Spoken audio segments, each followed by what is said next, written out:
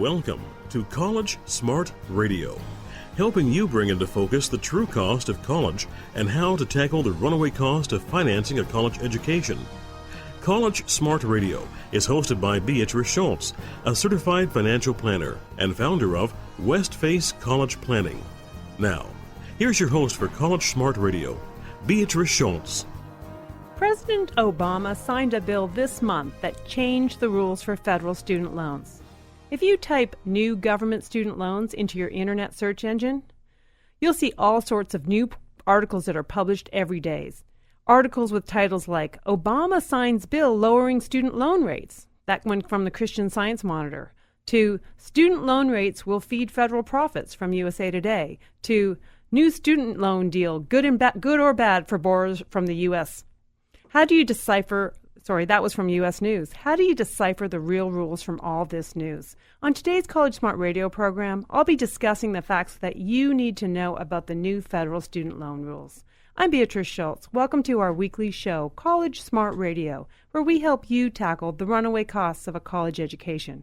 Our show is all about bringing up-to-date and practical advice to parents who are dealing with the cost of a college education for their kids. With some private schools costing well over $60,000 a year, a UC costing $35,000, and a California State University running $25,000, parents need more help than ever. We bring you that help by sharing ways to pay less, tapping into financial aid, and prioritizing your source of funds to make sure you get through the most expensive years of your life. Based on my own education and experience, I share my insights with you week in and week out. I'm a certified financial planner and the owner of the San Carlos-based college planning business, Westface College Planning. I host workshops and webinars on college planning and consult with parents on a daily basis. In addition to my insights, I bring in experts in many areas of a college process, from counselors, financial professionals, financial aid officers, student coaches, parents, and even students. You'll learn firsthand the ins and outs of how to pay for college and survive financially. And in addition to our show, you can find lots of powerful information at our website, collegesmartradio.com. We have many articles that I've authored with up-to-date information on navigating the waters of paying for the runaway cost of college. We also have a monthly e-newsletter full of content about college planning, and we have a link to our free community parent workshops and webinars that I host to teach parents about how to pay for college and how the financial aid system really works. So let's get into today's show. Let's start with the facts.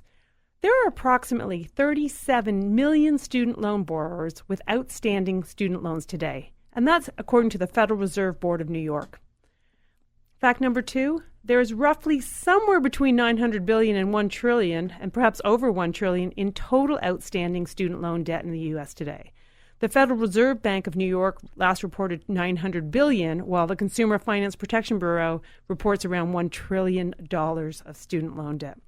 As of October 2012, the average amount of student loan debt for the class of 2011 was $26,600, a 5% increase from 2010 when it was $25,350. The numbers are big and they are getting bigger. Debt is a problem in America and the government is desperately trying to do something about it.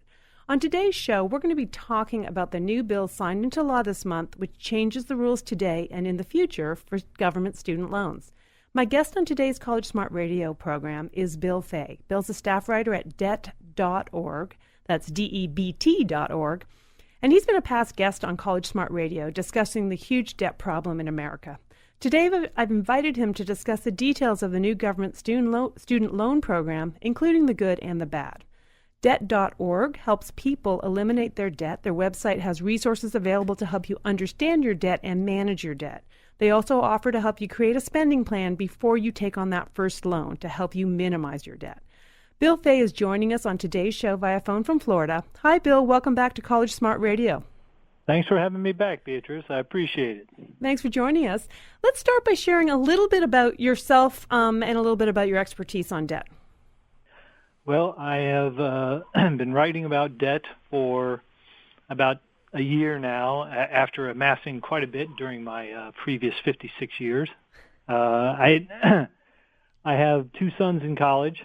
I am battling the loan or no loan, grant or no grant. Please give me the money. Don't make me pay for it. Battle the same as probably most of your listeners. And the legislation that passed recently is going to impact me. I have a son that just is starting graduate school next week, and he's going to have to take out some of those loans are going to go in his portfolio to pay for his education. So I have some experience here. Well, let's delve a little bit into the details of the government student loan landscape, and maybe we can just start for our listeners. Let's, I guess, categorize the different student loans that are going to be affected. There are student loans for undergraduates. Let's talk about that first, and maybe talk about, in general terms, what's going to be changing for our undergraduate students and loans. Well, the undergraduates are going to be paying a 3.86% interest rate, which is a drop in the sense that it was going to be 6.8%, but the previous 2 years it's been 3.4%, so they're actually getting a little bump off what it had been recently. And just for some of our listeners who kind of have been following, or they're in the middle of having some student loans that they've taken on perhaps for their students or students, let's do a quick review of the concept of a subsidized loan and an unsubsidized loan, because it used to be that those rates were different, but now with the new plan, it'll be the same rate, but different. Some of the I guess, who pays the interest would be a little different for subsidized versus unsubsidized. Well, excuse me. The subsidized and unsubsidized, I was glad to hear them get rid of the distinction, because I didn't really. Every time I had to think about it, subsidized was the government was paying the rate, unsubsidized, government was paying the rate while you were in school, unsubsidized, they weren't paying it. Some of the parts of your loan were subsidized, parts of your loan were not subsidized. It was so confusing. That's one of the things I'm hoping that they continue to work on, is simplifying this process, because I know in my son's case, he had 5 or 6 loans coming in, and he didn't realize that it wasn't just one loan. He thought he was going to get one loan, and I'm sure that that happens in most cases, where it's hard to follow the paper trail of where everything is coming from and what it all means. It'd be a lot easier, if they could ever get it down to here's your loan and here's how much your interest is going to be, and you pay that loan back to this one bank or one lending institution. Yeah, that would be ideal. Now, so last year, if you had some, and the reason I brought up the subsidized and unsubsidized is not to confuse people, although it is confusing, but this is what kids are sitting with. They were like, I've got some that are 6.8%, some that are 3.4%. I don't even know who's accruing the interest and what's going on. It can get confusing. But now we go forward, and these interest rates are going to change every year. Do you think that's going to make it more confusing? I do. I think the complete misnomer in this bill that just passed was that it was going to be the Student Loan Certainty Act. It is the Student Loan Uncertainty Act, because it's tied to the Treasury note, and those vary from year to year depending on how the economy is going. I have seen where economists who should know something about this say that within 2 years that undergraduate loan rate is going to be up above 6.8%, and that within 3 years the graduate loan rate, which is is going to be up above. I think the mark there was 7.9%. That was going to be higher than that. So it is going to change from year to year, and if you got a different loan every year, if you took a loan each year that you're in school, it may be 4 different rates that you're paying by the time you finish, and that I don't see who couldn't be confused by that, both parents and college students. And just to maybe take one layer of confusion off, the rate, so every year there'll be a new rate that's set based on the Treasury, based on the rate that's the 10-year U.S. Treasury note, and then there will be a certain percentage over that Treasury note rate that will be charged for undergraduate students, and then we'll talk about graduate and parent loans in a minute, but just the undergraduate students. So just so our audience understands, if you have a student this year and you borrow $5,500 as an undergraduate, you'll get it at 3.4%, and that rate will stay on that on that $5,500 worth of money. But next year, if you got a new loan, it's likely to be at a different rate for that next chunk of $5,000 or $6,000 that you borrow. Do you think that's a decent explanation, or can you Yeah, clarify that better? that's unacceptable, and I'm sure that the fact is that you are going to have to read the paperwork every year. You're going to have to see it is likely to change each year, and I don't know. I don't know why they want to do this. I don't know why government wants to make things more confusing than they already do, but that seems to be their habit. And so my advice would be read it closely, make sure that you check with the financial aid office or the lender and verify, oh, yeah, my rate this year is whatever you think you read it to be. So you talked about having a son who's going into grad school. So the government is charging a higher interest for grad students. Any ideas, or what do you hear about why, or does that make sense, or why is it 1.5% higher? The thinking is that when the grad student finishes his or her degree, that they will be making a higher income. They'll be generating a higher income, and thus they'll make they'll be able to handle the difference between the 1.5% that you just described between the two loans. I don't know why that's fair. I think when you go back to school, or in the case of people, undergraduates going to school, you're going there to get better educated so you're better prepared for whatever job it is that you're going to, and so that you walk in better prepared.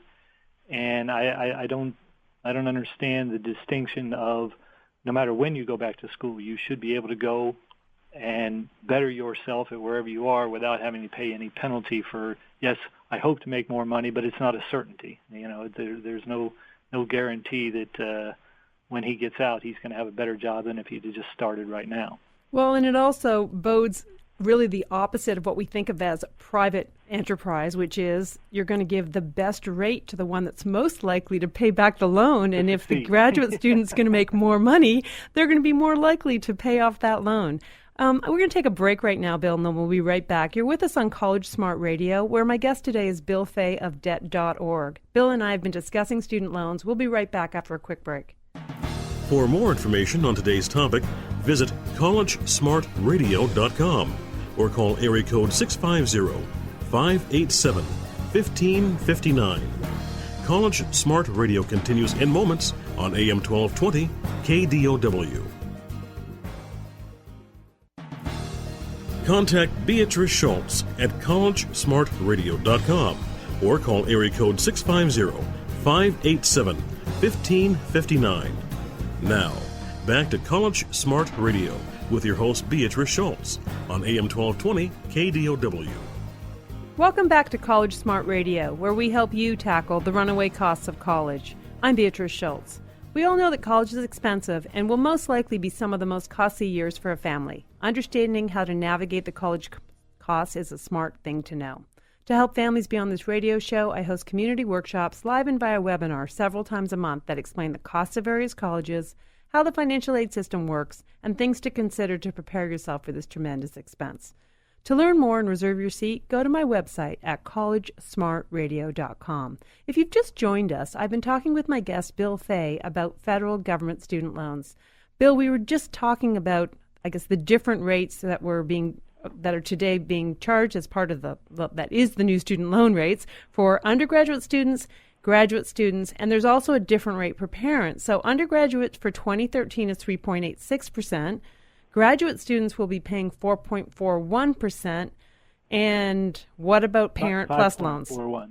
Pardon me? 5.41. Oh, I'm sorry. Graduate students. Okay, so 5.41 for graduate students. And how about those plus loans that were parent loans that were 7.9% last year? They will be down at 6.41% this year. Again, a little break for now because Treasury notes are so cheap. But the projection is that the cap for that is going to be 10.5%, which is much higher than they had paid previously, and it's expected to reach that in about 3 years. So watch out, get your loan now. Yeah, let's review those caps. And it's a really interesting point when families often come and talk to me, they'll say, we have enough to pay for the first 2 years of college, but we're not sure how we're going to pay for the last 2, or we may need to borrow some money along the way. Well, this really bodes well to putting together a college funding plan, because if your plan says, I'm going to need to borrow $10,000 somewhere through this college experience, and you believe interest rates are going to go up, then it might make sense. It most likely will make sense to borrow money early, even if you do have to pay that extra year of interest. So because these rates are going to be flexible, now we've got parents and students having to, I guess, have a belief of whether interest rates are going to go up or down. And right now, most economists have a belief that interest rates will go up. And as you said, those loans are going to get more and more expensive every year. Well, you're asking parents and the students to start playing the economy, playing the market. And I know as a college student way back when, that's the last thing I would ever think of, the very last thing. And the other point about if you're trying to make a plan is you got to plan for the 5 to 6% increase in the cost of college each year. So as you project, will I need that loan? Should I get it now? Well, if you're thinking you're going to need it in the future, and you're trying to figure out whether the rates are going to be higher or lower, don't forget that also the cost is probably going to go up as well, and you may need more than what you think a couple of years from now. So I'm of the opinion that if you think you're going to need it, do it now, and then save your money for later, and hope that you can afford the rise in tuition rates and and you don't have to deal with the interest rates going up on you. I'm a believer also that especially because these student loans, the ones we're talking about right now that are 3.86%, you can only borrow as a freshman $5,500, and I say only, but if you're thinking I need to borrow 30 through college, you're going to want to borrow some as freshmen, some as sophomores, and oftentimes in that college plan you need to take into account that 5% inflation. And now, unfortunately, we're going to have to take into account some kind of estimate that your interest is going to go up, even that your interest is going to be that much higher for those loans to pay back. Bill, let's talk. Oh, go ahead.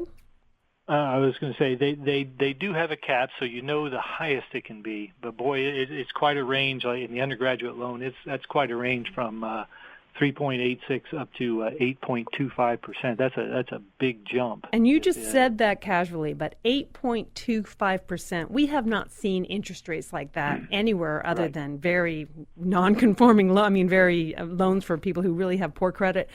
And so that's such a big number that most parents can remember when rates were that high, but students often don't even have a concept. But that's how high the cap is for the undergraduate loans. And then let's talk about the cap, which means the maximum that the interest rate can be on the graduate loans and plus loans. The graduate loan, the cap on that's going to be 9.25, and then the one that's going to hurt me, the plus loan for parents, the cap on that's going to be 10.5%. And like you said, I do remember when interest rates were that high, and I used to think, oh man, I'm going to pay cash for everything. I'm not ever going to take a loan out if it's going to cost me that much. It's going to probably cost me that in about 3 years if my son stays in graduate school. That's what it's going to, and I just roll my eyes at the thought of paying 10.5% for a student loan, and I think, goodness gracious, couldn't the government do a little bit better by us, particularly when they're giving money to the banks and other institutions for practically nothing? And boy, they are planning on making some money off of the parents of students and students. Well, let's talk about that a little bit. How did this get through the government? What were the discussion points that said, yes, it makes sense that if the 10-year Treasury note is at 2, we can be selling to the parents of our students, the people in our economy, at a rate, 8, or I'm not sure exactly. What is the factor? Is it 8% more? The Treasury note today is at 1.8, is it? Yeah, and it's it's at going to be 1.8, 6.4. So it's a difference of 4.5% higher for those parent loans. It's just higher than market, absolutely. Yes, and what's amazing to me, I mean that they're going to make. I think I saw where they're going to make $50 billion off of student loans this year alone. Federal government is, and then in the next 10 years, it's going to be expected to make about between 175 and 185 billion. Yeah, That's a ton of money that they're making, and I don't mind them covering the cost of administering a loan program, but I can't imagine it cost them $50 billion to administer this program this year. Now, we know that the government needs to come up with ways to make money, but they are talking in half the mouth, I guess, and out the other half as far as how the discussion goes. And I'm even hearing some of the experts using terms like this is a way to reduce the cost of college for students. And this is every time I hear that, I get a cringe. It's like saying, I've reduced the cost on your car because you're taking a car loan. And people really need to understand this. When they send you to the department where you're going to be negotiating your car loan, they don't say, there's a financial aid department, they're going to make sure you don't have to pay for college. What they're saying is, you've committed to this expense, now figure out the best rate to get that you're going to have to take on a loan to pay it back. So the terms that are being used in government, terms like we're going to reduce the cost of college by offering more loans at different rates, is just it's so confusing for the consumer. And so these numbers are just big numbers, and it just feels like they're saying we're helping the students, but they're choosing to have the students pay the money the government needs. We know that we're all going to be paying taxes somehow, but it's turning out that our young students and parents of students are going to be paying a lot of that burden, it sounds like. Well, I think it's also amazing to me that you send the student into the financial aid office and say, hey, you need to go talk to those people because we can't afford, your college education. And you get in the financial aid office, and they hand them the papers, and here's a loan. Oh, you need some more. Here's another paper. Here, fill this out. And these kids are 18, 19, 20 years old. I'm quite certain. A friend of mine was just telling me this yesterday. His daughter walked in there, and they handed her paperwork that included 2 loans. She had no idea what they were about, and she checked off the box. Yes, I'll take it. Yes, I'll take it. And he got the paperwork and said, no, honey, no way. And, he unchecked them. But it's just, that's what we're dealing with. If this happened in the free marketplace, if you walked into a bank and said, I need a loan for a car, and they said, oh, how much do you want? And just handed you paperwork and you filled it out, and they say, okay, you're good. And it would never happen. That could never happen. But the government, they can do that, and you just have to be very, very, very careful. Parents and students alike got to be careful. Do you really need this, and how much are you paying for it? And those are good words of advice for our audience, because all this loan is just, it can be such a burden for families, and the education is really important. Hey, Bill, thank you so much for joining me today on College Smart Radio. Well, thanks for having me. I hope it's going well out in California. Well, unfortunately, we do get to pay our share of the taxes, so we're not so excited about spending more of it. College is a time of freedom for many students, but it can spell trouble if that freedom applies to personal finances too. So it's really important that students understand those basic money management skills, like how to manage debt and to really understand it. So as a parent, if you're listening to this show, make sure that you really understand that debt and help your student to understand it. A link to the debt.org website and many helpful articles written by Bill is available on my website, collegesmartradio.com. You can also find useful articles on my westfacecollegeplanning.com website. Well, that wraps up another weekly show of College Smart Radio. We hope you picked up some new information today that helps you figure out ways to manage the runaway costs of college. You can hear us each week here on KDOW 1220 AM, Saturdays at 3 p.m. We promise to bring you up-to-date information from the front lines of helping parents deal with the most expensive years of their lives. For a link to a podcast of this show and our prior weekly shows, go to our website, collegesmartradio.com. In addition to this podcast, you'll also find a schedule of our upcoming shows. Also, plan on joining us at one of our upcoming Westface College Planning workshops and webinars. With over 100,000 Bay Area students applying for college each year, our workshops are popular and we do run out of seats, so you do need to reserve a seat at our workshop. You can do so from the show's website, collegesmartradio.com. This is Beatrice Schultz. Thanks for tuning into College Smart Radio. We look forward to sharing more helpful information next week. You've been listening to College Smart Radio with certified financial planner Beatrice Schultz. If you have questions on today's topic, log on to collegesmartradio.com or call area code 650-587-1559. That's 650-587-1559. Join us next week at this time for another edition of College Smart Radio on AM 1220 KDOW.